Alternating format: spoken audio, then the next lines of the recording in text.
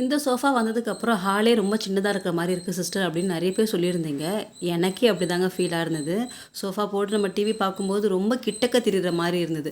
சரி சின்ன ஒரு சேஞ்ச் பண்ணலாம் அப்படின்னு சொல்லிட்டு என்ன பண்ணோம், நம்ம டிவி உட்காந்து பார்க்குறோம் இல்லையா, அந்த செட்டப்ப அப்படியே நம்ம அந்த கற்பக விருட்ச மரம் வரைஞ்சிருக்கோம் இல்லையா, அந்த சைடு வந்துட்டு மாத்தியாச்சு.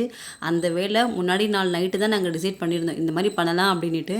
மறுநாள் ஹஸ்பண்ட் வந்துட்டு ஹஸ்பண்டோட ஃப்ரெண்ட கூப்பிட்டுருந்தாங்க. வந்தாரு. டக்கு டக்குன்னு அன்னைக்கே பண்ணிக்கலாம் அப்படின்னு சொல்லிட்டு ஃபுல்லா எல்லாமே அந்த அன்னைக்கு முடிஞ்சிருச்சு. ஸோ நான் செட்டப் வந்து நான் உங்களுக்கு லாஸ்ட்டா காமிக்கிறேன். அதாவது அடுத்த வீடியோல நான் உங்களுக்கு ஷேர் பண்றேன். 2 ரீசனால இந்த மாற்றங்கள் வந்துட்டு நடந்தது. ஒண்ணு வந்துட்டு எல் ஷேப் சோஃபா வந்துட்டு வாங்கிறதுனால, நமக்கு அது பிரிச்சு போட்டு வச்சிருந்தோம். அது நல்லா இருக்காது அப்படின்னு சொல்லிட்டு மொத்தமா அந்த மாரி போட்டாச்சு.